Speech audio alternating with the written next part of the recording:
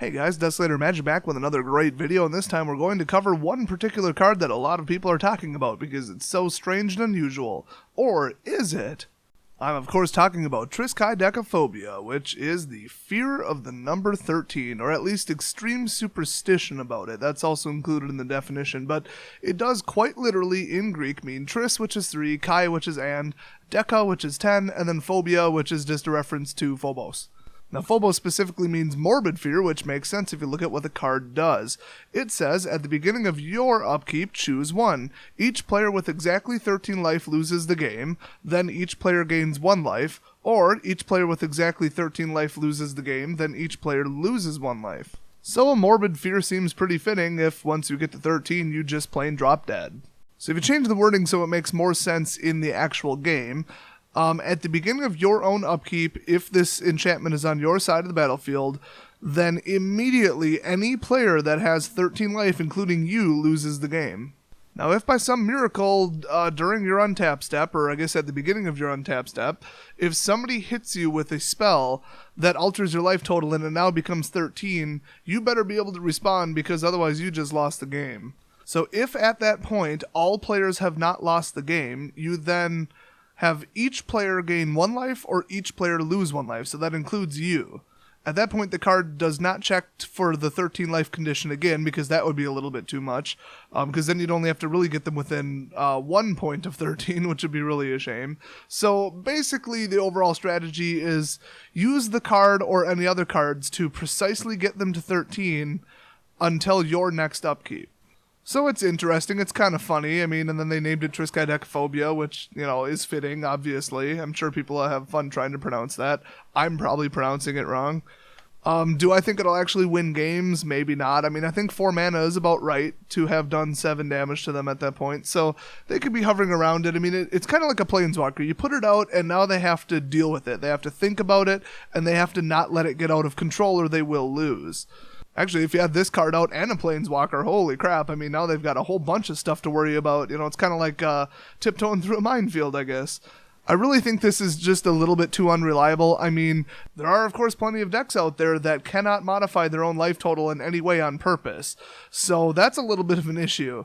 If you were to start hitting them and get them to exactly 13 and they can't gain or lose anything, there you go. You just won the game. In fact, if you cast this and then they were at 13, you could then win during your next upkeep. So they have exactly 1 turn to actually do something about this card. So that's kind of interesting. So assuming that your opponent doesn't have pain lands or, lifelink creatures or something, whatever, you would be able to definitely kill them pretty easily with this card. So it is game ending, but it's really conditional. It has to do with, who am I sitting down against and what's in their deck? And I don't like strategies like that because you already know you're drawing dead. If they got a life gain or some kind of weird life manipulation deck and then you're trying to play this, well, it's not going to work. But if you mix black with red and you were using all kinds of life gain maybe as more of White's thing, if you wanted to have them gain life, technically. There's a couple cards in White that do that. Otherwise, Red would burn them down to exactly 13 pretty easily. There's a lot of spells that, you can spread them across creatures and players, or, you could hit either the creature or player, so there's a little bit of flexibility in how the damage goes, but not really that many. So whether or not it's an actually good card, there's one obvious reference that you may not have caught if you weren't playing when the original Innistrad block was legal. And that, of course, is the reference to the number 13. You probably thought, oh, they kind of picked it because it's an unlucky number, ha ha ha. But actually, first of all, if you read the storyline, it seems exactly like what the townspeople would be like. They would have unnatural phobias, they're really skittish, and they're unreasonable, and just, that's exactly how they are. But also, the original Innistrad referenced the number 13 quite a bit. Let's start with Into the Maw of Hell, because I absolutely love that card. You destroy any target land, and then Into the Maw of Hell deals 13 damage to target creature. Why 13? Just for style, and because the number 13 was all over the set. Next up, you've got one of the really funny instant cards. I absolutely love this. It's kind of like Surge if you're running a black kill deck. So I really did like the mechanic Morbid, but it says target creature gets -1/-1 until end of turn. That's pretty pathetic, but hey, it costs 1 mana. But with Morbid, if a creature died this turn, whether it be on your side of the battlefield or their side, then the creature you're targeting with the spell gets -13/-13 until end of turn instead. Yes, -7 or 8 toughness would probably kill it, but they chose 13 because, 13 is 13. Next up, we've got another classic red spell, Blasphemous Act. Yes, it costs 9, but it rarely actually does, because it can cost down to 1 if you're really lucky.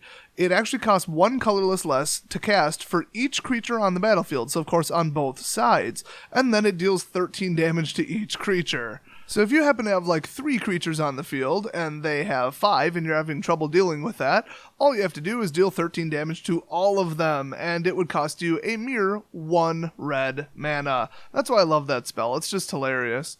So why did they choose 13 when probably a lot less, usually around like 7 or 8, would kill just about any creature in existence? Well, for style, of course, and like I said, 13 was everywhere in the set. I'm sure it'll never come up, there'll never be like a reason that 13 would seem excessive once you put this in Modern. I mean, I can't think of any possible condition where dealing 13 damage across the board to multiple targets might benefit you greatly in a way that was not intended. Next up, we've got another one of my all-time favorites, although there are much better versions of this card. I mean, Claustrophobia, it's better. But, yeah, Chant of the Skiff Saying. I can never say it. It's Skiff Saying, I assume. I don't know. You enchant a creature for 3 mana, and it gets -13 attack. So, unfortunately, it can still block, which is why this really isn't that great, but it was one of the first cards I ever played with, and I just thought it was hilarious, and then... I mean, Singing Bellstrike, Claustrophobia, Encrust, I mean, you name it, there's better things out there, but I just love this card. And of course, once again, the magic number is 13, because 13 is 13. Next up, we've got a piece of equipment called Elbrus, the Binding Blade. It is a legendary artifact. I'm sure it had some significance in the story or something, but wasn't really playing back then. If you have this card plus 8 mana sitting around, you can throw it out onto the battlefield and equip it on the same turn, and for 8 mana, you give the equipped creature +1/+0. Wow, what an amazing artifact. But then there's the little detail that if the equipped creature happens to deal combat damage to the player, the blade actually flips. And it becomes Withengar Unbound, which is a flying, intimidate, trample creature with 13/13 as his power and toughness. Ouch. And then whenever a player loses the game, which is hilarious, put 13 1/1 counters on Withengar Unbound. So this guy is classic in multiplayer.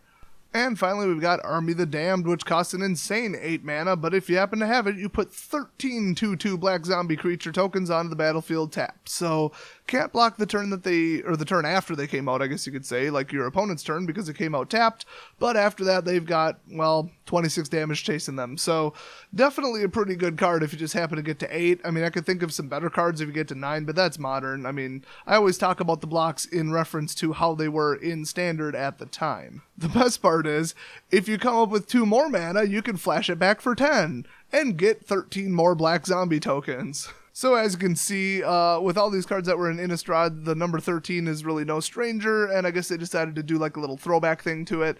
All the 13 cards were just absurdly powerful or just hilarious, and I would say that Triskaidekaphobia is definitely no exception. In fact, the artwork is hilarious. I'm not sure what just went on in his, like with the blood and the claw marks in the cabin, but that guy is out of there. He is jumping out the window, and you aren't going to see him again. So, of course, naturally, whenever I see a silly card that can actually potentially win the game, but it's a complete crapshoot, I have to build a deck around it, so you know that's going into deck. Well, I hope this little journey into Magic Pass was fun for you guys. I know it was fun for me looking it up because I actually only knew about 3 of these cards. I had no idea there were that many that reference the word 13. But I love it because it adds flavor to the game from real-life superstition and stuff, and that's just hilarious to me. So, I hope you guys enjoy it when it comes out. I hope you can put it in a successful deck. Actually, I don't if you're playing against me because it looks like it's no fun to play against. But either way, I'll see you guys next video. Well, of course, unless the number 13 kills me.